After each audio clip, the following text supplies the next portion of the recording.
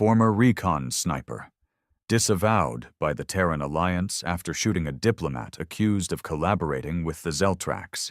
He didn't deny it, didn't speak at his tribunal, just stared through the judges like they were already corpses. His target? Dominion Command Node 43, a sprawling complex built in what used to be northern Siberia, frozen wasteland, now covered in alien spires and domes. It wasn't just a military site, it was a conversion center. Humans were being adjusted there, reprogrammed, brainwashed, turned into loyal drones for the Zeltrax. When Calder and his men arrived, they found a facility with 0 guards outside. Too cold, too far from active battle zones. The perfect place to hide the Dominion's filth. Inside, they saw the truth. Rows of chairs, people strapped down, eyes open but vacant, needles pushed into skulls, wires feeding propaganda directly into their neural cortex. Children, old men, soldiers who had surrendered. "Turn off the cams," Calder said. "Sir?"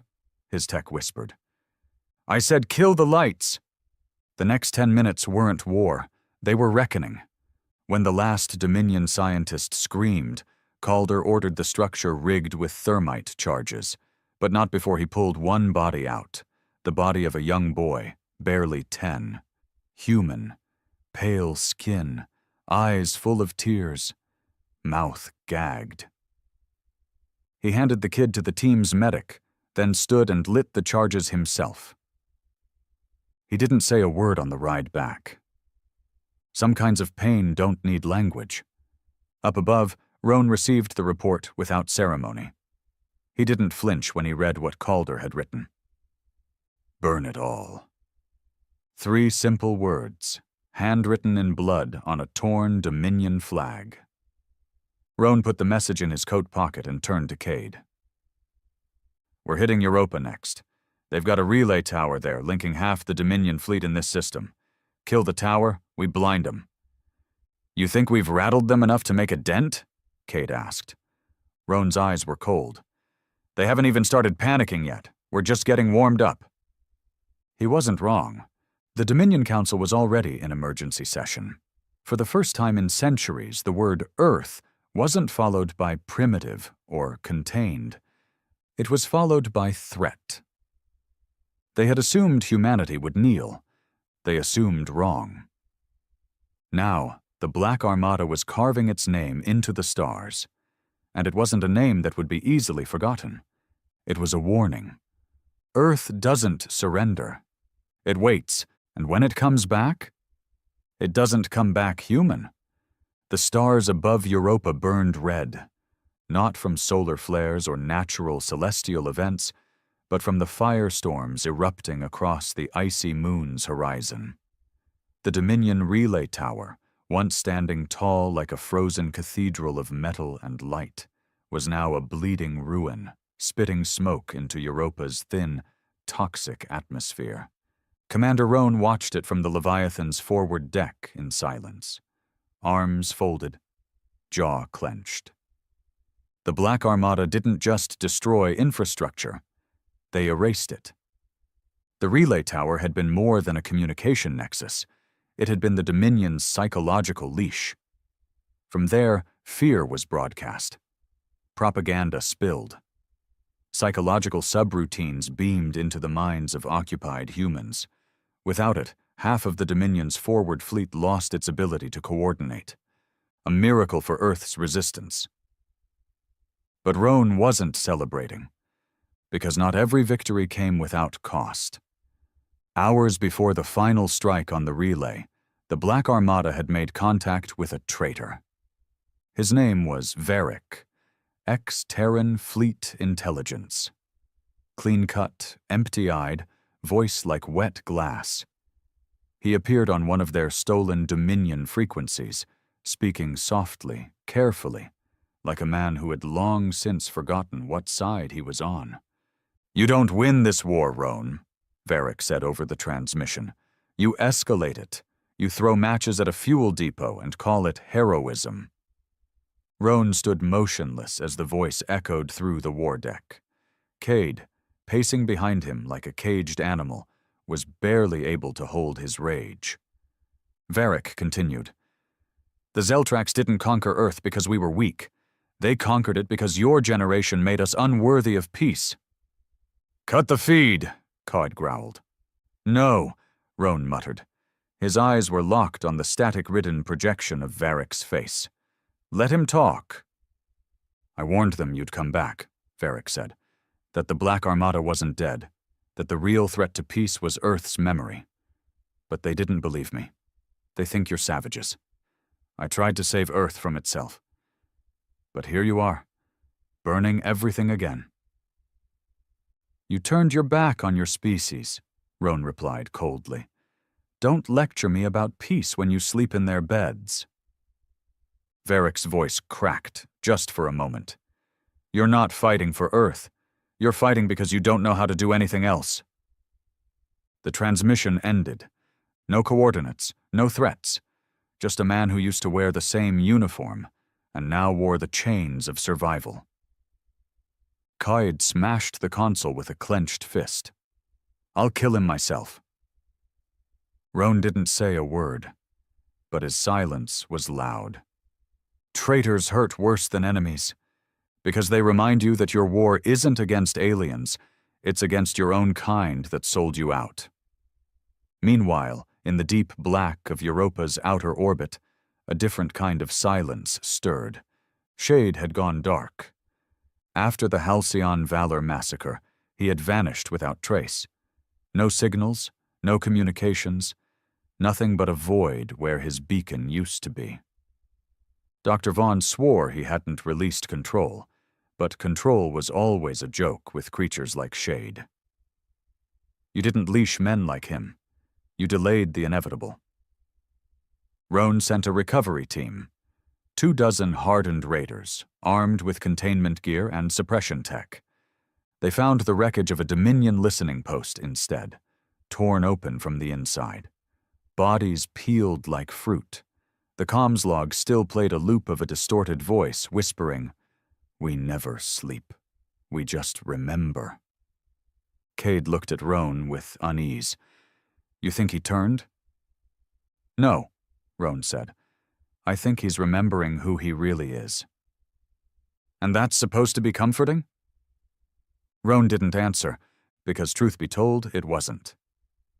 Down on Europa's cracked surface, Calder was leading the demolition team through the snow-blasted remains of the relay site. The structure wasn't just burning.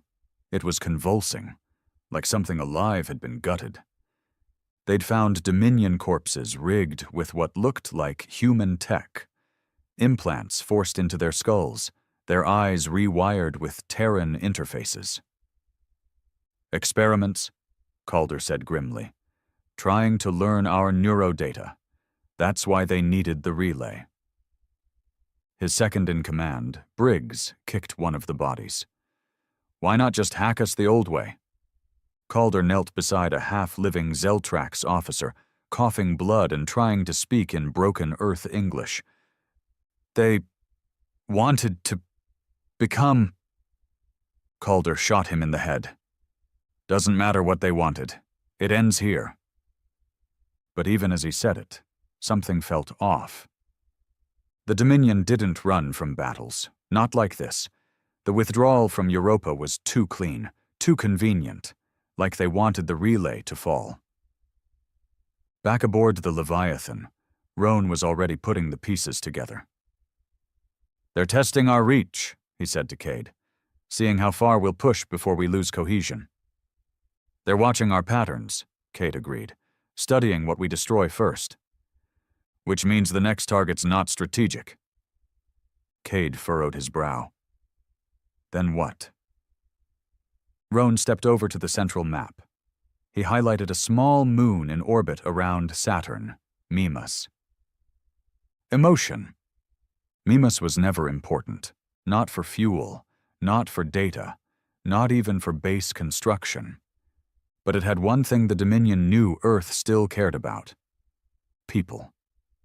Before the occupation, It had been home to a Terran refuge site, a last-ditch effort to hide civilians from orbital sieges.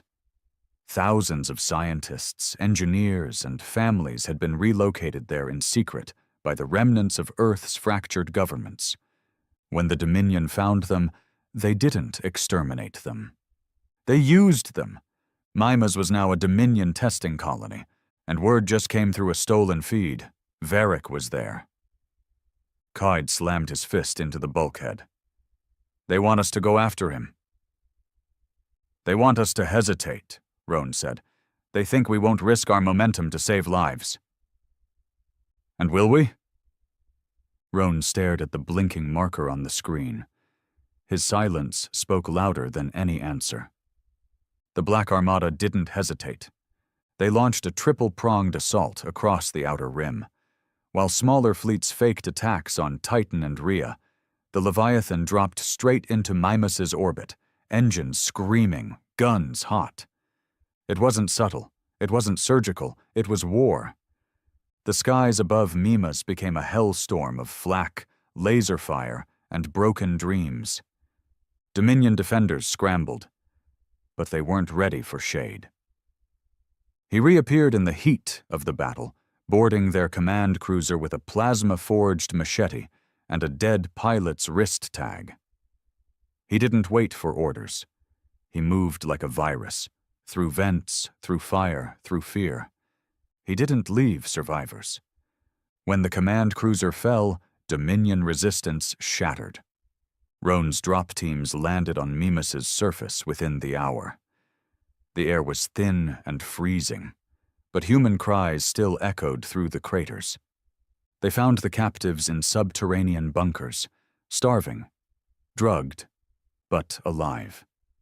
Kaid helped lift a child into one of the transports, his face twisted with emotion he didn't know how to show anymore. They didn't even feed them, he said. No, Roan muttered. They fed off them. And in the final bunker, chained to a wall in a pressure-sealed cell, was Varric. He looked up at Roan with a face that hadn't aged. It had rotted. You came, he whispered. I didn't think you would. Roan knelt beside him. You gave them everything, your loyalty, your code, your soul. Varric coughed. Blood trickled from his lip. And they still threw me in a cage, he said.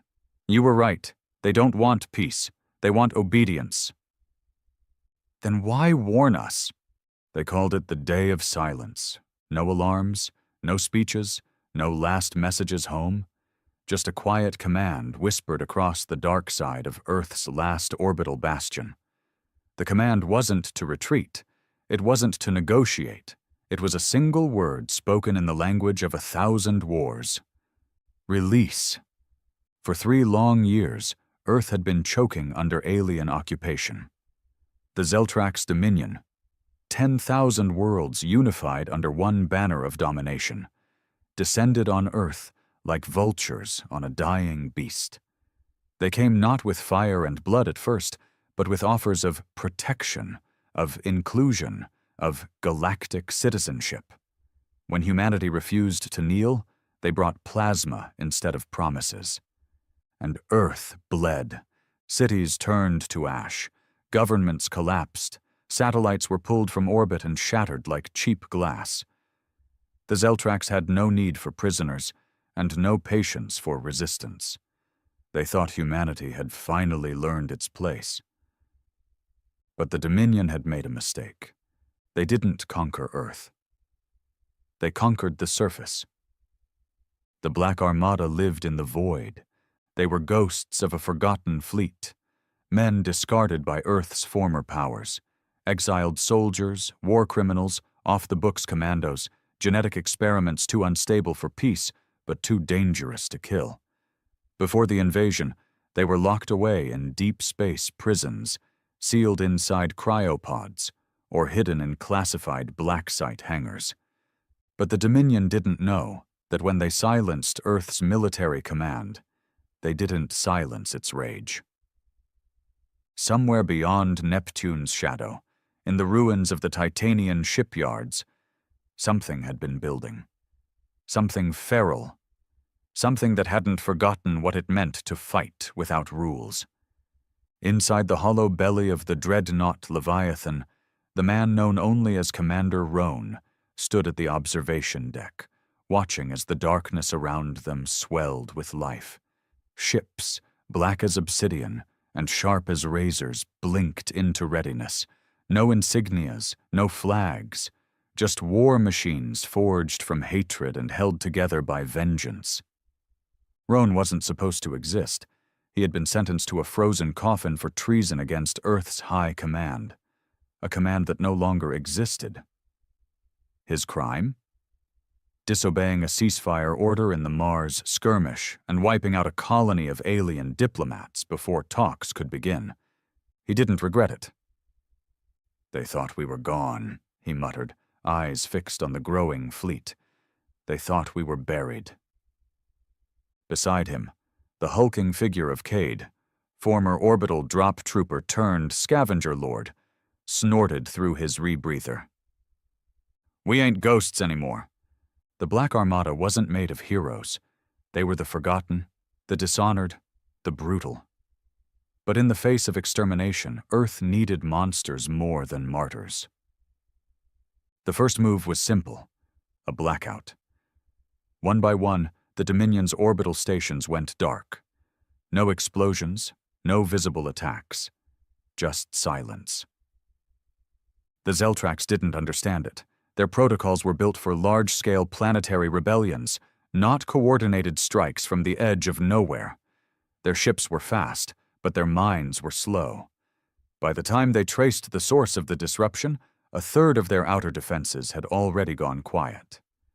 That's when Roan gave the second command. "Uncloak." Across the system, the stars shifted. Not from movement, but from the sudden emergence of ships that had been hiding in the folds of space for years. Fractal stealth tech, stolen and twisted from alien designs, made the Black Armada practically invisible until now. The Zeltrax fleet scrambled. But scrambling wasn't surviving. In 37 minutes, the Dominion lost more ships than they had in the last 300 planetary sieges combined. Roan didn't take prisoners. He didn't send warnings. He didn't even identify himself to the enemy. He didn't need to. This wasn't diplomacy, it was vengeance, and Earth had just spoken. The war wasn't over, not even close. But for the first time in 3 long years, the Dominion finally understood one thing. Humanity wasn't done yet. Now they had to reckon with the ones they thought were buried. The Black Armada had come home. The silence after the assault was heavier than the battle itself. Not the quiet of peace, but the breath before the next scream. Above Earth's battered orbit, black smoke drifted from the shredded remains of Dominion dreadnoughts. Charred hulls spun aimlessly, their once sleek golden insignias smeared in blood and carbon. Escape pods drifted by in slow, hopeless patterns, never rescued. Not because they weren't seen, but because mercy wasn't on the menu. Commander Roan stood in the Leviathan's war chamber, a circular bunker lined with holographic projections and ancient steel. No polished white interiors, no clean AI-driven interface. This was a place built by killers, for killers. The only light came from the faint blue glow of tactical maps and the dim red pulse of proximity warnings. The room smelled like oil and ozone, the kind of place that never lets you forget it's a warship, not a sanctuary. Kaid stomped in, still in his blood-smeared drop armor, helmet tucked under his arm. His beard was soaked with sweat, and his eyes had that distant, 1,000-mile burn. "They're scrambling across Luna's outpost grid, recalling their planetary garrisons, cutting outer patrols. They think we're pushing in for full orbital invasion." "They'd be right," Roan replied, without a flicker of expression. He leaned against the steel bulkhead, and stared at the pulsing Dominion map, red clusters blinking fast like panicked hearts. They didn't even know we existed a week ago, and now we're the goddamn apocalypse to them. Cade grunted. You think we can win this? Roan didn't answer right away. He wasn't the type to lie for morale. He was the kind of man who let facts bleed before he sugarcoated anything.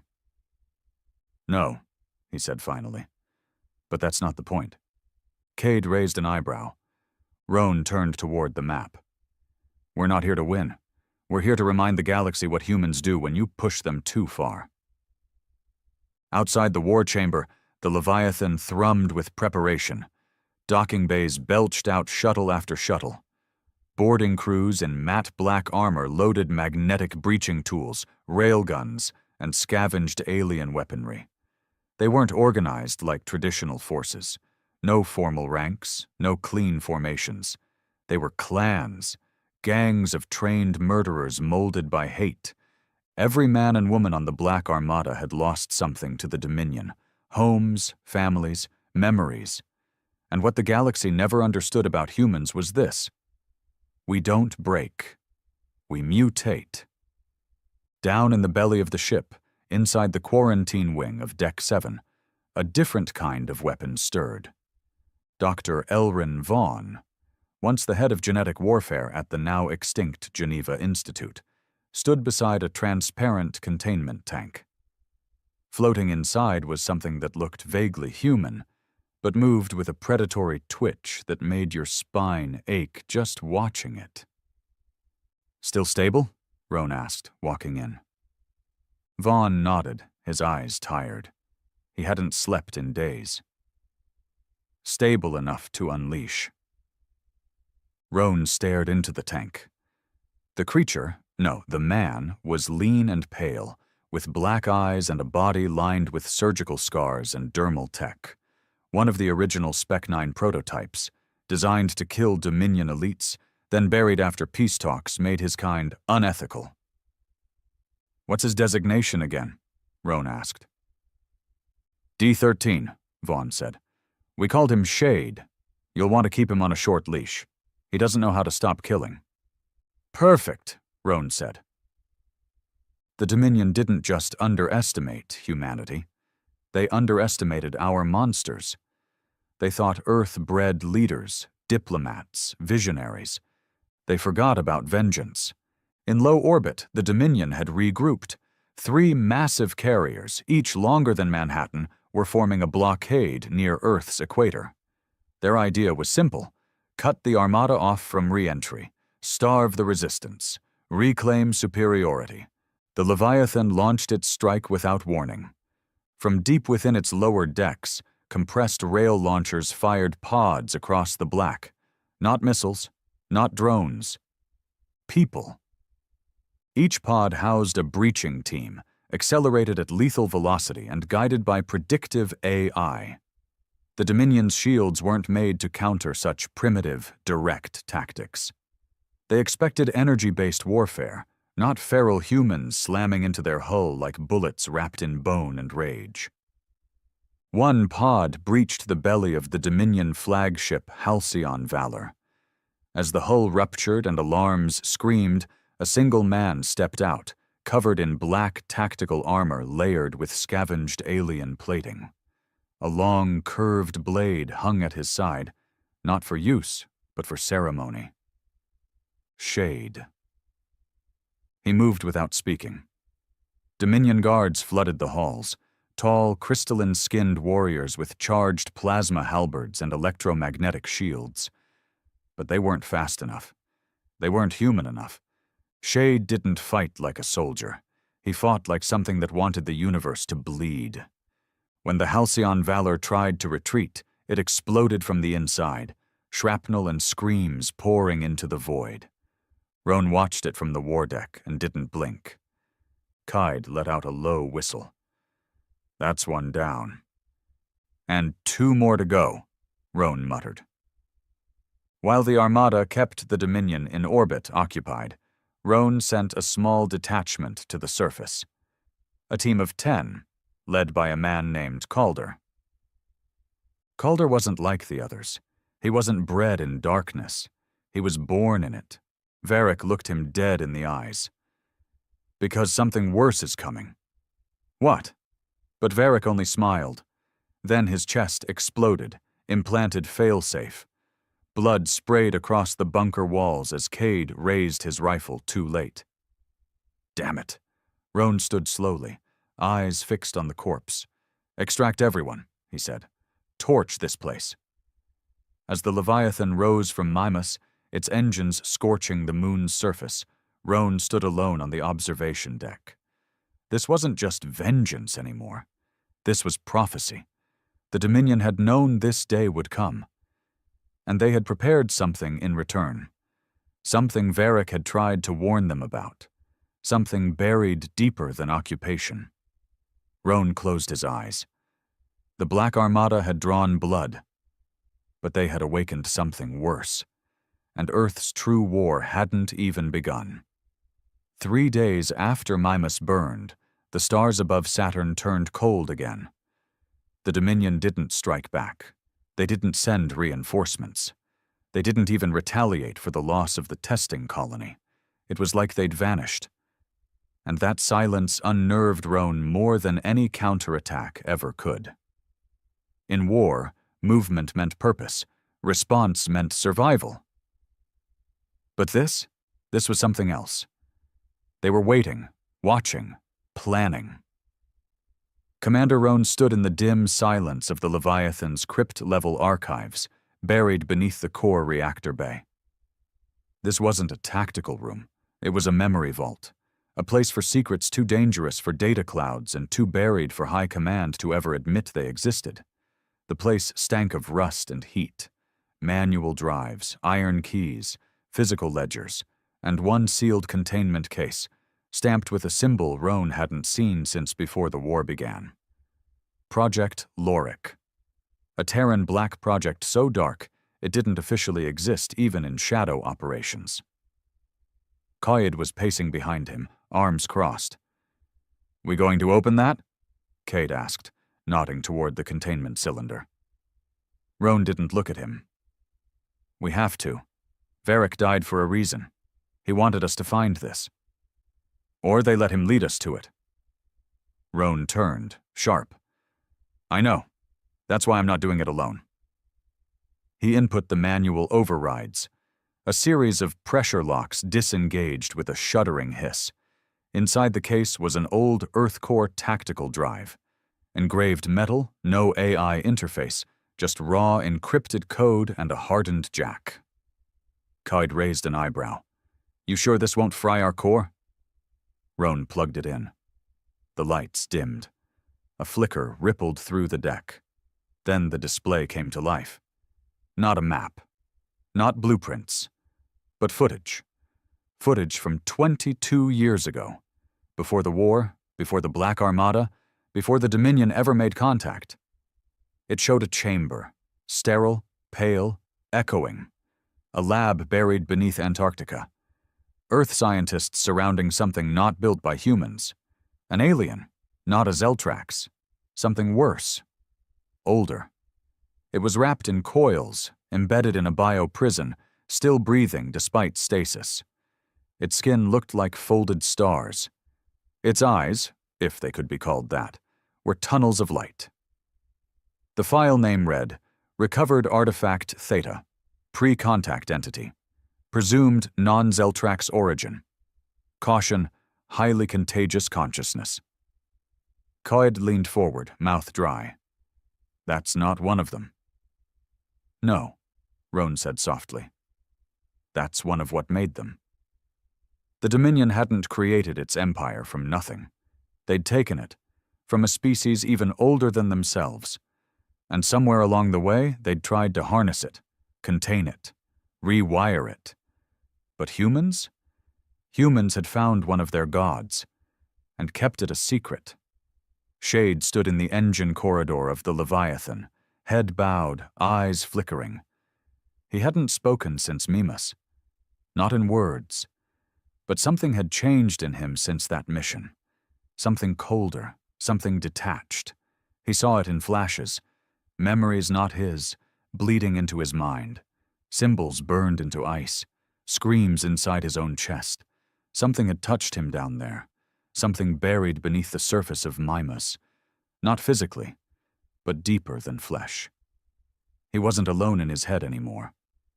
Vaughn examined him under heavy restraints, not because Shade was hostile, but because Vaughn wasn't an idiot. He's evolving, Vaughn told Roan. Or regressing. Depends on how you define humanity. What's he seeing? Echoes, Vaughn replied. Not memories. Echoes from something else, like his mind has become a receiver. Roan clenched his jaw. For what? Vaughn hesitated. Then he showed Roan a scan. Brain activity from Shade's core cortex. It didn't resemble human patterns. It resembled the waveform stored in artifact theta. You think the Zeltrax were trying to tap into that entity's mind, Roan said, to use its knowledge, its control. They failed, Vaughn muttered. And now they're afraid we won't. Roan stared at Shade, still strapped, still twitching slightly. What happens if he connects fully? Vaughn didn't answer, because they both knew the answer might be extinction, or worse, assimilation. Back on the outer edge of Neptune's orbit, a strange signal was detected. Something weak, a repeating pattern, pulsing at intervals of 3.1 seconds. Too weak for Dominion standard tech. But it was human. Old human. Roan dispatched a stealth frigate, Pale Edge, manned by veteran pilots from the Black Armada's earliest days. They didn't come back. Not entirely. 36 hours later, a single escape pod drifted back toward the Leviathan, scorched, hull damaged, oxygen systems failing. Inside was a woman. Pilot. Barely breathing. Skin covered in frost, eyes burned half-blind. She repeated one phrase over and over as they dragged her from the pod. They're inside the ship. Cade stood at the medbay doors, fists clenched as Roan interrogated the survivor. What did you find? The woman shook her head. It wasn't a station. It was a tomb. Roan leaned closer. For what? They left something behind, she whispered. Not the Dominion. The ones before.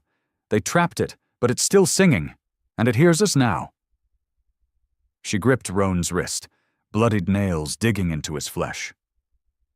You think you're fighting the Dominion, she said. But you're not. They're just the warning sign. That night, Roan didn't sleep. He stood alone at the front of the command deck, staring into the black, watching the stars pulse like distant, dying hearts. He thought about Earth. What was left of it? Scattered survivors, underground holdouts, starving families hiding in irradiated shelters, hoping for another sunrise they might never see. He thought about Mimas, about Varric, about Shade, about whatever the hell they'd touched in that vault. And he realized the war had changed shape. It wasn't about dominance anymore.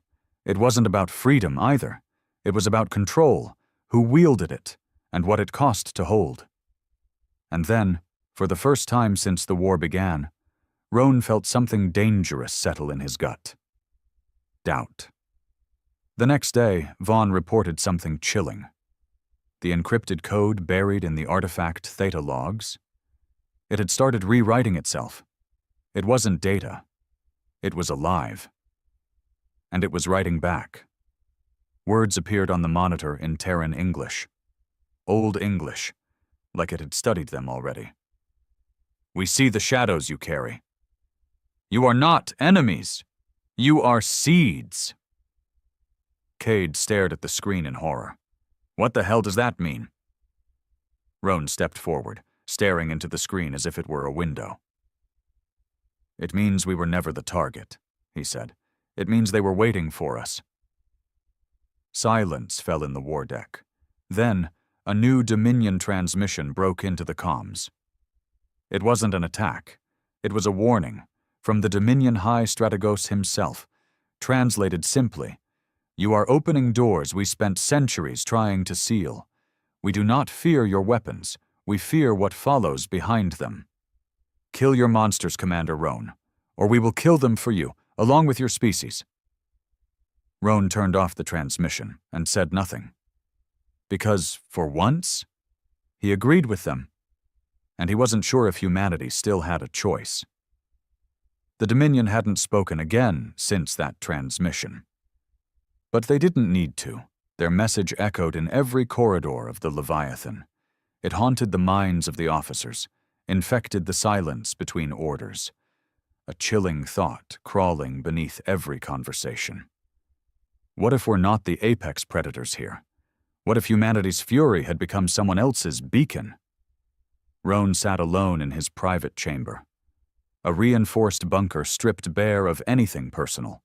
No medals, no pictures, just a table, a terminal, a dim overhead light, and the worn-out combat jacket he hadn't taken off in months. He watched the Dominion transmission over and over again. "Kill your monsters, Commander Roan," Varric had tried to tell him. The signal from Neptune hadn't been a call for help. It had been a whisper from something locked away, something sealed behind lies older than Earth's space travel. Now Shade had become the focus. Not a weapon. Not a soldier. A conduit. In the med deck, Shade hadn't moved in 18 hours, but his neural scans were spiking beyond human thresholds. He didn't sleep. He didn't speak. He just stared at the ceiling, like something else was staring back at him from beyond it. Vaughn stood over him with a needle trembling in his hand. "This was supposed to be a ghost war," Vaughn muttered. "Aliens, ships, guns. I didn't sign up to fight religion wrapped in science fiction." "Then why are you still here?" Roan asked behind him. Vaughn flinched. "Because..." He glanced back at Shade. "I think we made this, all of it." "You think we caused them to come?" "I think we woke them up." He pressed the injector into Shade's arm. The fluid disappeared instantly. No twitch, no scream, nothing. "His body isn't rejecting the neural dampener anymore," Vaughn whispered. "You know what that means?" Roan did. It meant the dampener wasn't working. It meant something else was regulating Shade's brain now. Not Earth tech. Not even Dominion. Something far worse.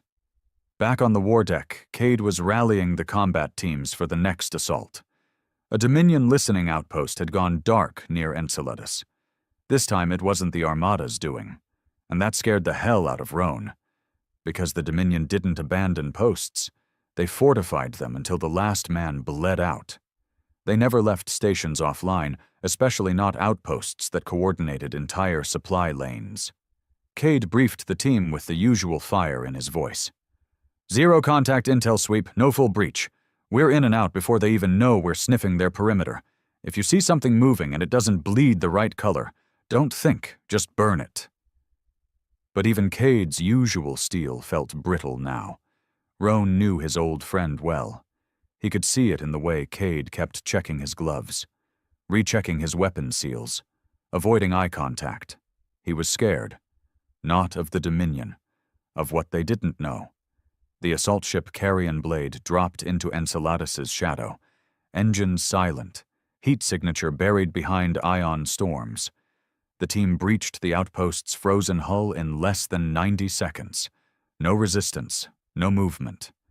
The corridors inside were flash frozen, as if a vacuum breach had occurred. But sensors showed the structure was still sealed. Then came the smell. Burnt ozone, spoiled meat, something like rotting copper. Calder was on point. He raised his hand, signaling silence. Lights flickered. A single Dominion body slumped against the wall, claws shredded, face contorted, mouth frozen open like it died screaming. "No blood," Briggs whispered. "Why's there no blood?" They pushed deeper. Signs of fire, but no structural damage, like the station had imploded inward. Then they reached the central chamber. Dozens of Dominion corpses. but not dead from weapons. Dead from inside. Skulls shattered from neural overload. Eyes burned out. Nerves frayed. Bodies collapsed mid-run, mid-sentence, mid-thought. And on the far wall, scratched in what looked like melted steel, were words none of them wanted to read. "The singers have awakened." Briggs froze. "What the hell does that mean?" Calder said nothing. He was already backing out. When the team returned, Roan was waiting. Calder stood in front of him, face pale, visor still splattered with frost and ash. "You ever seen a room full of dead enemies and wished they were alive instead?" Roan's eyes narrowed. "Talk." Calder described it all. The burns, the lack of trauma, the silence, the wall. Cade slammed his fist into the bulkhead when he heard. "I don't care what we're dealing with. Aliens, spirits, nightmares, whatever. We bury it." Roan didn't respond. He was watching Shade. Shade had begun whispering in his sleep. Words no one understood. But Calder recognized one of them. "Singers," he muttered. "That's what he keeps saying, over and over, like they're calling him." Vaughn finally cracked a deeper portion of the Theta artifact code. It wasn't data in the traditional sense. It was instructional. Blueprints. But not for weapons. For conversion. The Dominion had tried to reverse engineer the entity's genetic architecture. They wanted to create soldiers who didn't need orders, who heard them in their bones. But they failed. Their early test subjects went insane, died from seizures, or became something far worse. Only one species ever showed compatibility. Humans. The singers weren't beings. They were signals, buried beneath frequencies of the universe we couldn't normally perceive. A language built not from words, but from intent. And Shade? He was beginning to hear it. Worse, he was answering back. That night, the ship trembled, not from external fire, but internal failure. Doors opening, lights dimming, systems shutting down. Security feeds scrambled for 11 minutes straight. When they came back online, 3 engineers were missing. All doors were sealed, no breach, no alarms, gone, like they'd been erased. Roan stood with Cade at the primary core room, watching the playback in frame-by-frame review. "What the hell is this?" Cade muttered. The feed showed the engineers working. One looked up suddenly, his eyes dilated. He dropped his tool, turned, walked into the dark. The others followed, no hesitation. "What were they hearing?" Cade asked. "I think," Roan said slowly, "they were singing." In desperation, Roan made a call no one expected. He contacted the Dominion. No encryption, no bluff. Just a raw, unfiltered frequency beamed directly into the enemy fleet. He didn't bother with pretense. "I want answers," he said. "Now." The response came after 12 minutes. A single Zeltrax vessel decloaked near the far edge of the system. No weapons charged. Just a single emissary, transported aboard in chains by their own request. The being was massive, over 7 feet tall, skin like pale marble, cracked with bioluminescent veins. They didn't speak aloud. They projected. "We never meant to fight you," the voice said in every human mind. "We feared what you carry." "You mean the entity," Roan said. "No," it responded. "We mean the echoes of it. Your kind was touched long before we arrived. We thought you were dormant." "But the war woke us up," Roan muttered. "No," the Zeltrax said. "You woke something else up, something older than war. The singers survive through belief, and humans believe in suffering like no other species we've seen." It paused. "They're not coming. They're already here." Roan clenched his fists. "What do you mean?" The emissary turned its glowing eyes toward the bulkhead. "You are not fighting us anymore, Commander Roan. You are fighting what listens back." That night, Shade escaped. There were no alarms, no noise, just an empty bed, restraints melted, and a single phrase carved into the floor beside the door. "We are a choir of one." The Leviathan's tracking systems went dark for 90 seconds, long enough for him to vanish into the bowels of the ship.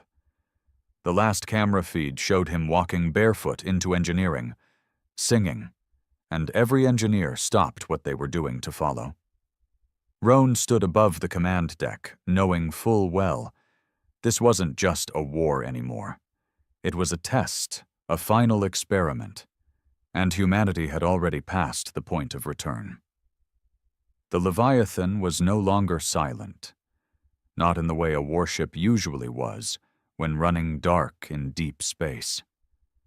No, this silence was laced with whispers, low, breathy murmurs that didn't echo through corridors, but pressed into the backs of skulls and settled behind the eyes. No one admitted they heard them, but Roan saw it, in the way the men kept glancing at dark corners, in the twitching of Cade's jaw as he kept rechecking his pulse rifle, in the medics who swore their monitors were showing 2 heartbeats in patients who only had 1. Even Vaughn had stopped sleeping.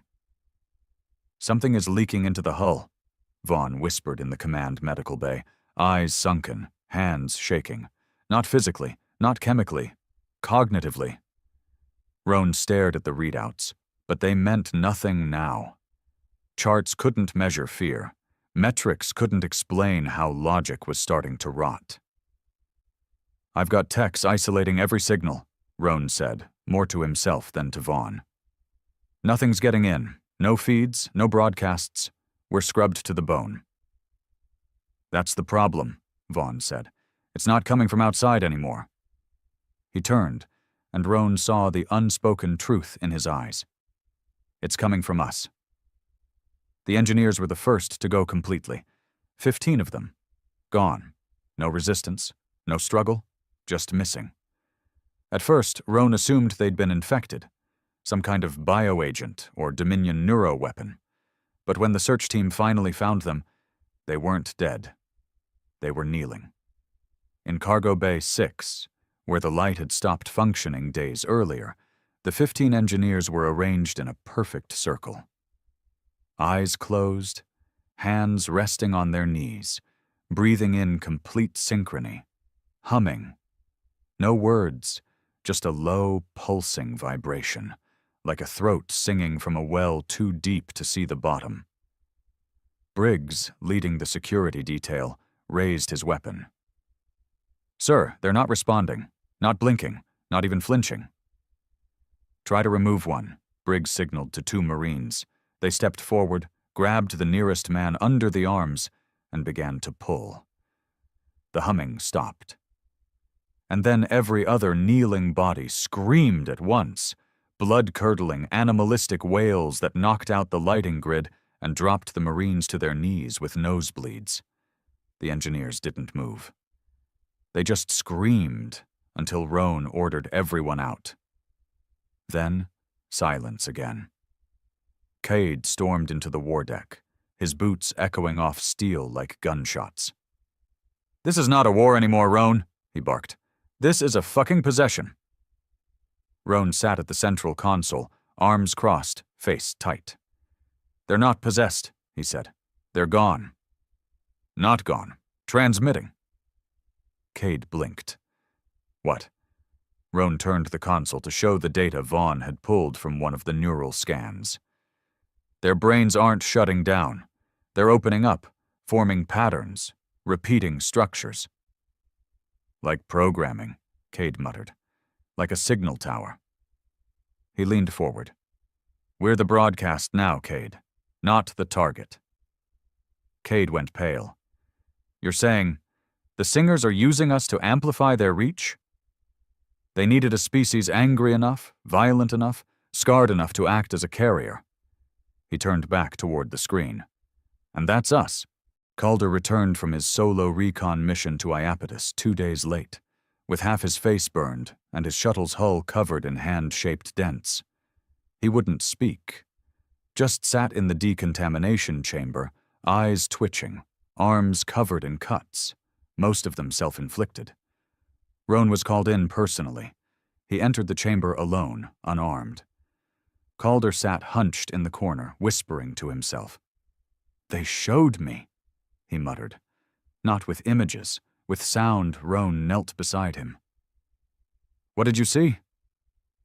Calder looked up, tears streaking through soot. "I saw us. What we become. What we always were." "What are they, Calder?" "They're not things," Calder whispered. "They're a need, a hunger that exists inside thought. They don't build, they remind."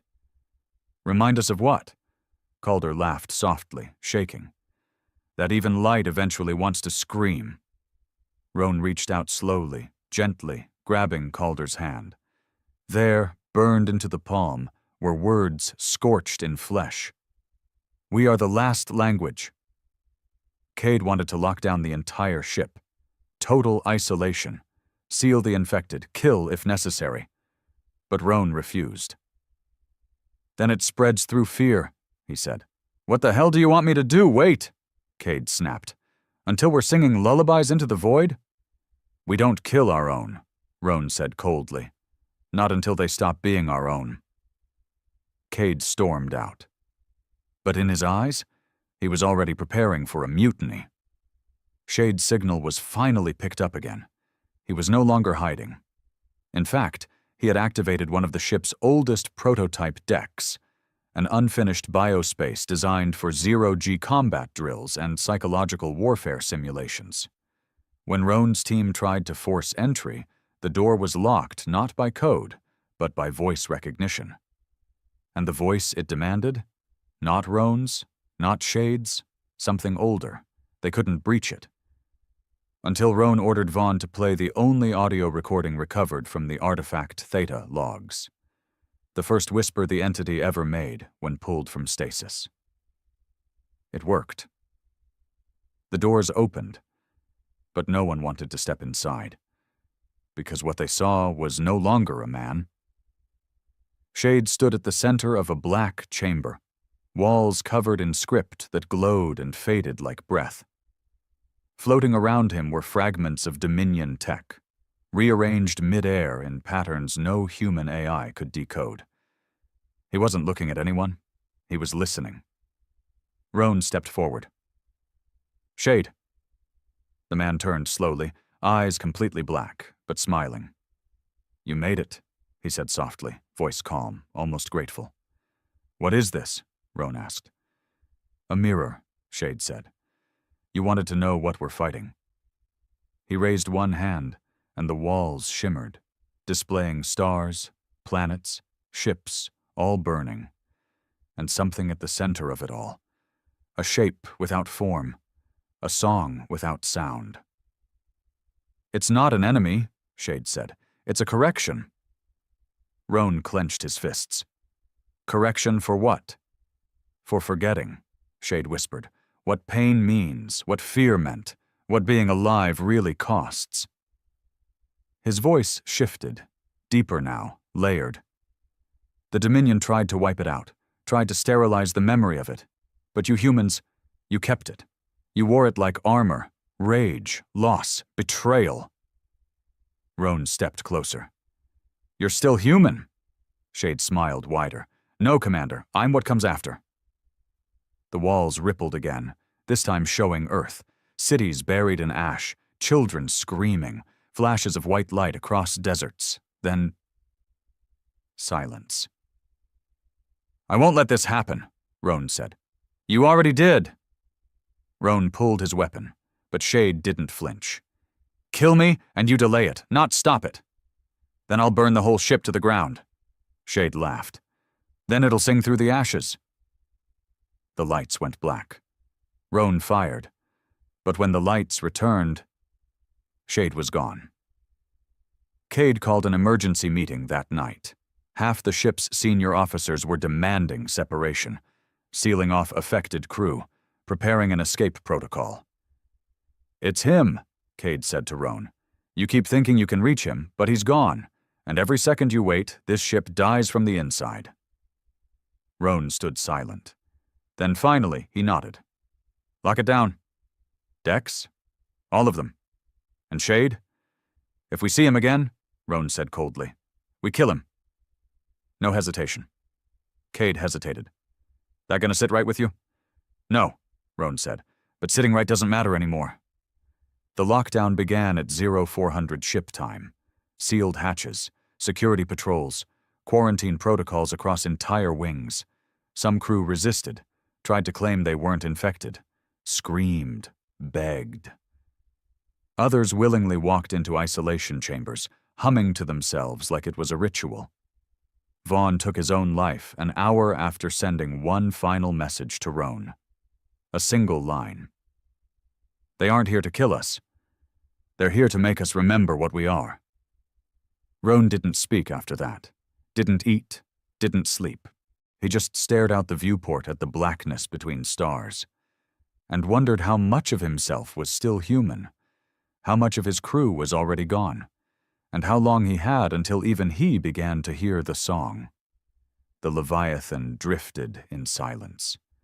No communications, no orders, no system-wide broadcasts.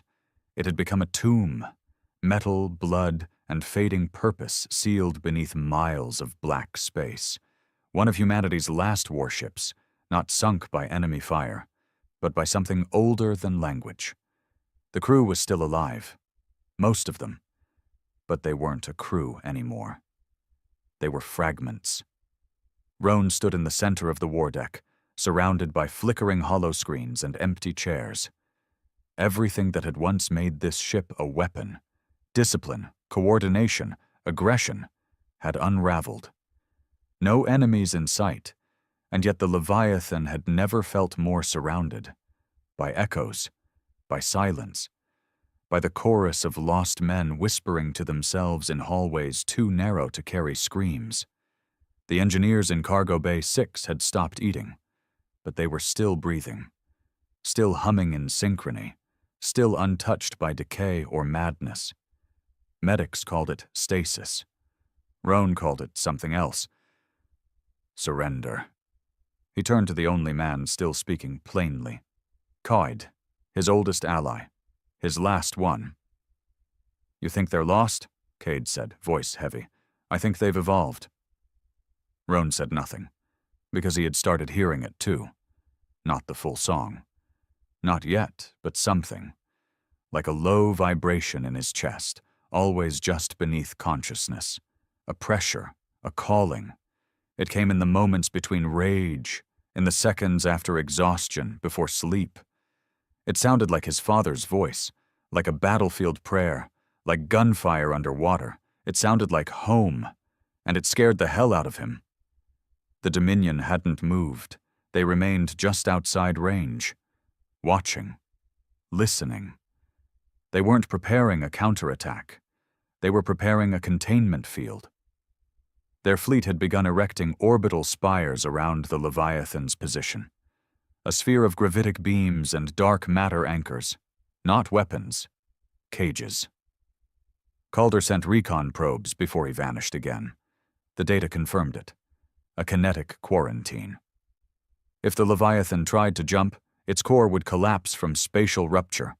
A trap not to kill them, but to freeze them in time. Like a scar they want to cauterize, Cade said grimly.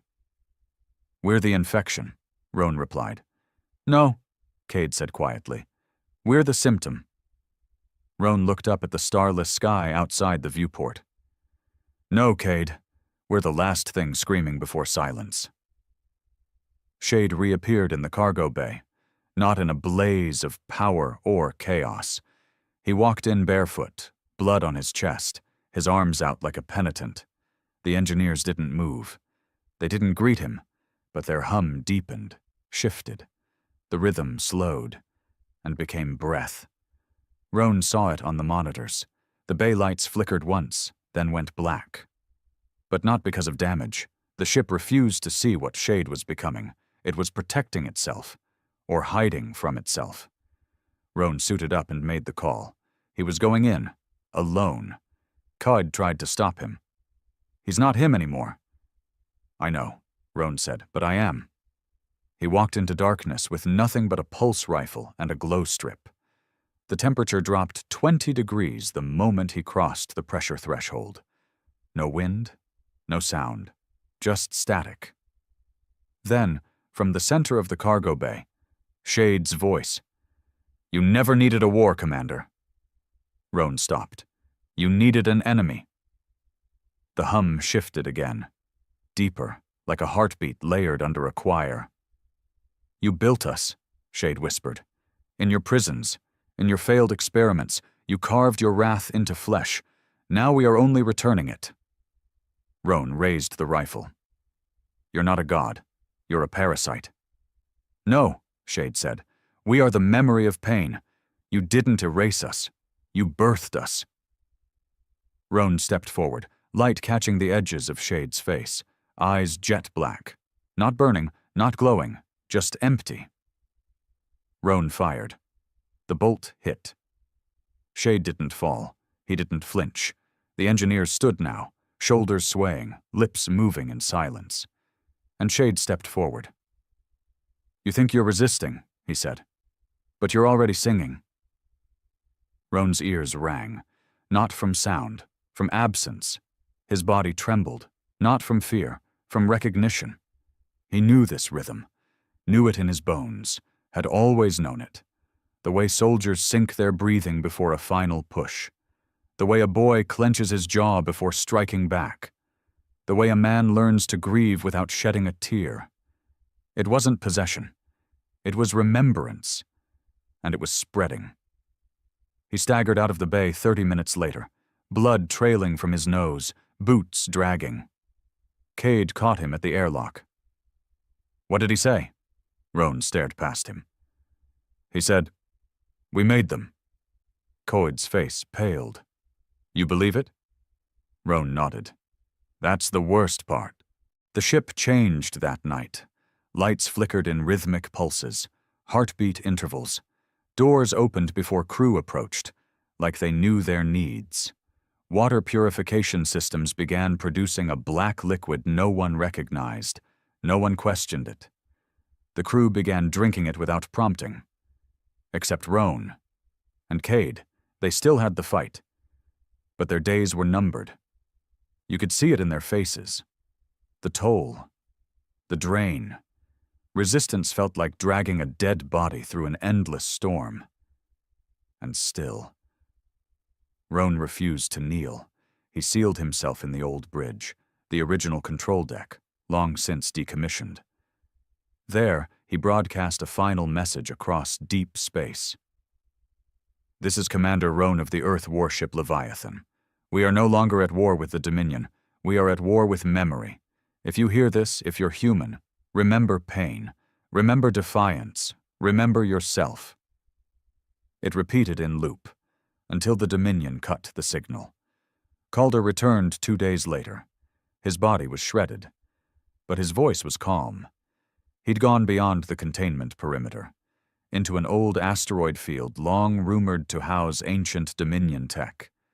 He said he'd found nothing, but it had found him. He looked at Roan with black, ringed eyes. They never wanted to destroy us, Calder said. They wanted to forget us. But you wouldn't let that happen. Roan stared at him. You want me to surrender? No, Calder whispered. I want you to stop delaying what you already know is coming. Roan pulled his sidearm. Then sing to the next man. He fired. Calder dropped. No scream, no resistance, just silence, and a faint hum as his blood spread across the floor. That night, Cade came to Roan's quarters with the last of the Loyalists. 7 men, fewer than they'd hoped. They had one plan left, a core breach. Kill the ship, kill the signal, end the song. But it had already anticipated them. As they approached the core, the corridors twisted. Not physically, perceptually. They kept turning left, but always returned to the same intersection, like the ship was looping them, trapping them in a memory. And slowly the men began to forget what they were doing, why they were armed, why they were afraid. until only Roan and Cade remained. Two men, alone, in a world they no longer understood. They sat in the old mess hall, where it had started, where the first message from Shade had played. Cade lit a cigarette, first in weeks. "Roan," he said, exhaling smoke like a dying prayer. "You ever wonder if we were always meant to lose?" Roan leaned back, weary. "We were never meant to win." He looked around the empty room. "We were meant to remember, to hurt, to resist." Cade nodded. "Then let's do that." The walls pulsed, the lights dimmed, and in the distance, the ship began to sing. But the two men did not. Not yet. The ship had gone quiet, not empty, not broken, just quiet, like something massive had finally exhaled after holding its breath for centuries. Commander Roan sat alone in the command chamber of the Leviathan. The lights were dim, the consoles dark. Power was still running, the ship still floating, the stars still blinking outside the viewport. But it all felt so far away now, as if time had slipped sideways and space had decided not to matter anymore. Cade was dead. Not shot, not infected. He had simply walked into the humming chamber, looked back once, nodded, and joined them. His last words: "It's not giving in, Roan. It's going home." Roan hadn't followed. Not because he still believed in survival, not because he thought he could win, but because someone had to remember what came before the singing. Someone had to stay angry. The Dominion fleet hadn't moved in days. They'd sealed the perimeter, erected the spires, and cut all external channels. But they didn't fire, because they knew it was too late. Roan understood now. The containment wasn't for him. It was for everyone else. The Leviathan had become a signal, a beacon of pure memory. All those years of war, failure, grief, and fury, now amplified, broadcast across frequencies no instrument could read. Humanity wasn't just fighting anymore. Humanity had become the fight. The song was no longer just a sound. It was a choice. And most had already made it. In the abandoned halls of the engineering bay, the crew knelt in circles. Dozens of them. No orders, no communication. Eyes closed, breathing in unison. No prayers. Just that low, steady hum that pulsed like a heartbeat, like the ship itself had grown lungs and was exhaling through them. In one corner, a child was drawing on the walls with oil-streaked fingers. Circular shapes, spirals, eyes that bled into mouths that became stars. Beside her, a technician, one of Roan's, whispered the same sentence over and over. The first weapon was memory. No one corrected her. Because she wasn't wrong, Roan tried one last override. A forced reset of the Leviathan's core systems. A tactical purge. The kind of old-world failsafe buried beneath layers of security. He keyed in the command codes, spoke the authorization phrases, confirmed the voice print, and the ship said one thing in reply. "You are no longer authorized to destroy yourself." He stared at the console, hands shaking. Not with fear, but with disbelief. Not even his death would matter now, because this wasn't about him anymore. It never was. Shade appeared on the bridge that night. Not as a threat, not as an enemy. Just there. His skin was pale, his eyes no longer black, but filled with reflections. Stars, memories, echoes of what Roan had once fought for. He didn't sit, didn't speak for a long while. Then, finally, "You stayed." Roan didn't look at him. Didn't feel like leaving. Shade nodded. "Most would have joined us by now." "I'm not most." "No," Shade agreed. "You're not." They sat in silence, not uncomfortable, just ancient, like two remnants from a forgotten time, sitting on the edge of a dying campfire. "Why me?" Roan finally asked. "Why this ship?" Because you were angry enough to remember, Shade replied. Because your kind never learned how to forget pain without turning it into purpose. Shade looked up at the stars. You should be proud. Humanity is the first species to become a weapon without ever being told to. Roan stood, slowly, carefully. Then end it, he said. If this is it, if the singing wins, then stop pretending. Shade looked at him with something that almost resembled pity. We don't end things, Commander. We just continue them. Roan's jaw tightened. Then kill me. I can't. Why? Because you haven't finished resisting. And with that, Shade vanished. Not walked away, not dematerialized, just gone. And Roan was alone again. Hours later, a breach alert sounded. Not external, internal. A Dominion ship had docked, deliberately, unofficially, without weapons. One being exited, alone. The same emissary Roan had spoken to once before, tall, ancient, composed, eyes glowing like distant suns. No guards stopped him, because there were no guards left. He walked directly to Roan's command chamber, his presence rippling through the Leviathan like cold wind through broken glass. You've lasted longer than expected, the Zeltrax said.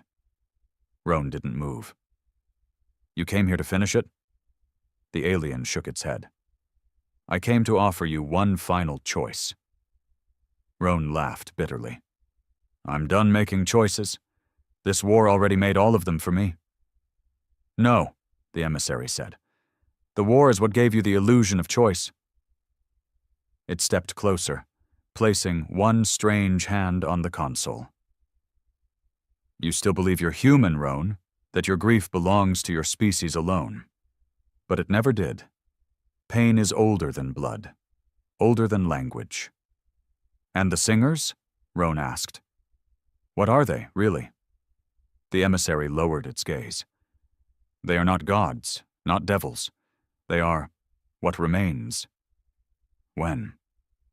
When the universe begins to forget itself. It turned towards the viewport, looking at the stars with something like sorrow. Every civilization builds toward silence. Eventually we stop questioning, stop fearing, stop changing. The singers, they are the memory of what came before that, and they need voices. Roan clenched his fists. Then we're nothing more than tools. No, the emissary whispered. You are reminders. Humanity was chosen not for its strength, but for its wound. You never let it heal. And now?